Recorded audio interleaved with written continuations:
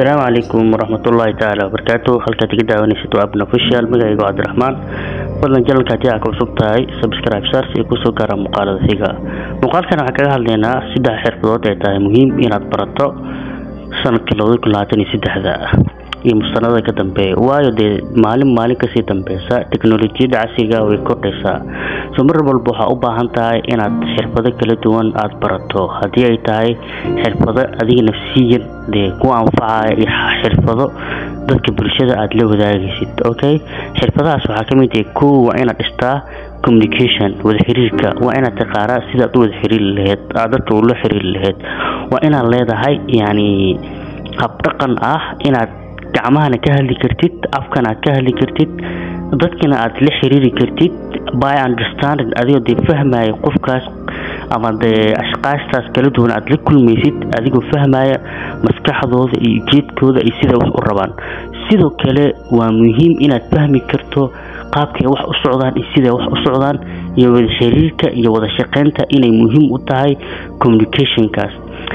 waxyaabaha muhiimka ah waxaa kamid ah oo mustaqbalka dhow ama hadda waqti xaadirkan adduunka lagu shaqeeyo waxa loo yaqaan virtual means waxa waaye adiga waxa joogtaa Muqdisho waxaad u shaqeysaa company Al Jazeera u shaqeysaa.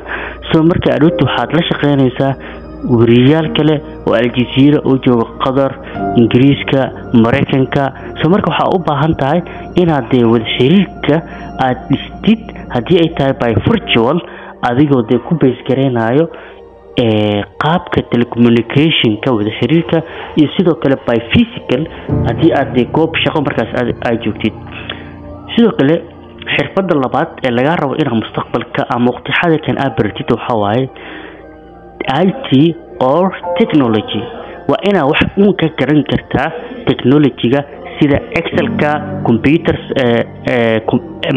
computerka basic computerka, MS Word-ka, MS Excel-ka, waa inaad wax ka taqaanaa oo wax ka fahmi kartaa oo aad ku shaqeyn kartid. sidoo kale waa muhiim inaad wax aad ka taqaanid not 100% design-ka inaad wax design gareey kartid. waa xirfad aad u muhiim ah markii aad baratid sida wax loo design gareeyo. apps fudud jiro Photoshop oo kale ama Adobe oo kale, yani waa apps ku fududeynaya inaad si fudud aad ku design gareyso ama yani sida Canva oo kale wuxuu ka saacidayaa wax ku diyaarsan text ama content ku diyaarsan oo markaas adiga aad bedeli kartid oo adiga aad xukuntid oo adiga markaas sida aad ka dhigi kartid. waa inaad wax ka fahmi kartaa computerka, Excel-ka iyo MS Word-ka, sidoo kale design-ka.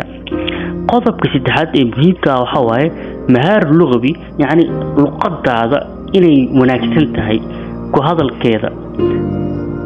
hadalka luqadaada waa inay wanaagsan tahay. qaabkay ku wanaagsanaan kartaa waxay ku wanaagsanaan kartaa inaad English-ka aad taqaanid 100% haddaadan aqoonin inaad ku dadaashid. intaani waa waxyaabaha asaasiga ah inaad nafsadaadana aad ku horumariso, dadka kalena aad si fudud aad ku fahamto xirfado kala duwan markaas aad ku shaqeyso. waayo ku talagal maalin ka sii dambeeysa dunidu way sii horumaraysaa, teknoolajiyada casriga ayaa wax walba u wareegeen. marka ku xisaabtan aqli ahaan inaad intelligent aad ku noqotid waxa shaashadaada hor yaala siday u shaqeeyaan, qaabkay u shaqeeyaan iyo waxa ay yihiin. عشان كنا أفهم بقول كيف بقول والله جالك جاك وصبتها سبسكرايب شرط يكون سو جرام مقالة بسيط.